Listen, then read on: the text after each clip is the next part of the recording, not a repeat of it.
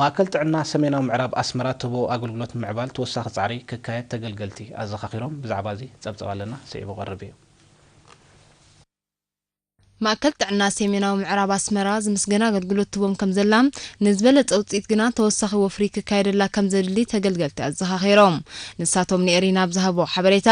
ኣብቲ ትካል ጥዕና ዝሰርሑ ዘለዉ ሰብ ሞያን ሕሙማት ብሓፈሻ ነፍሲ ጡራትን ህጻናትን ድማ ብፍላይ ዝገብርዎ ምክትታልን ኣብዮትን ኣብ ስርሖም ንዘለዎም ተገዳስነትን ፍቕርን ዘጉልሕ ከም ዝኾነ ሓቢሮም ካብ ተገልገልቲ ወይዘሮ ሓገሳ ሚካኤል ኣብ ዝሃቦ ሓበሬታ ኣብታ ማእከል ጥዕና ዝካየድ ጎስጓስ ኣብ ምብራኽ ንኣሓቶም ልዑል ኣስተዋጽኦ ይገብር ምህላው ምልካት ነበርቲ ኩነታት ጥዕናኦም ክከታተሉን ክፍወቱን በቂዖም ከም ዘለዉ ኣብርሃም እግብተ ያነ ነቲ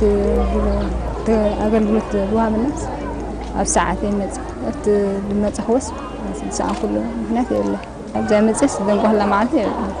ኣብቲ ትካል ጥዕና ዝሰርሑ ሰብ ሞያ ብምቕሉል ኣቀባብላዮም ዝገብሩልና ዝበለት ወይዘሮ ሶፊ ሓጎስ ኣብ ርእስቲ ዝገብርዎ ምክትታልን ምሕካምን ዝህብዎ ኣስተምህሮን ምኽርን እውን ኣፍልጦ ህዝቢ ኣብ ኣገልግሎት ጥዕና ክብል ከም ዝደረኻ ረድያ ጽቡቕ ኣቀባብላ ኣለውን ጽቡቕ ሕባኻ ንህፃኑን ጽቡቕ ጌር ንሪኣልካ መጀመርያ እውን ነፍሲ ጾር ከለኻ ጽቡቕ ክንክን እየን ዝገብራልካ ኩሉ ነገር ትዘይንፈልጦ የፍልጡና እቲ ክንገብሮ ዝግባአና ይምህሩና ሓላፊት ማእከል ጥዕና ሰሜናዊ ምዕራብ ኣስመራ ወይዘሮ ኣስመረት ተፈሪኒ ኤሪና ብዝሃበት ሓበሬታ እታ ትካል ጥዕና ምክትታል ነፍሲ ጾራት ክታበትን ዕቤትን ህጻናት ዘይተመሓላለፍቲ ሕማማት ከምኡን ወለንታዊ መርመራ ከም እትነጥፍ ገሊጻ ተነካይዶ አክቲቪቲ ሓደ ካብቲ ምክትታል ናይ ነፍሲ ጾርን ክታበትን ኣለና ክታበት ህጻናት ከምኡን ክትትል ዕቤት ናይ ህጻናት ማለት እዩ ነቶም ትሑት ሚዛን ዘለዎም ወይ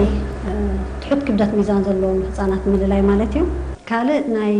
ሕጂ ዶንጊ ዝተኣታተወ ማለት እዩ ድሒሩ ኣብ ዝተኣታተወ ኤንሲድ ንብሎ ወይ ከዓ ዘይተመሓላለፍቲ ሕማማት ንብሎ ከም ኣዝማ ሽኮርን ልዑል ጸቕጢ ዘመን ዘለዎም ሕሙማት ሓደ ፍሉይ መከታተሊ ቦታ ኣለና ማለት እዩ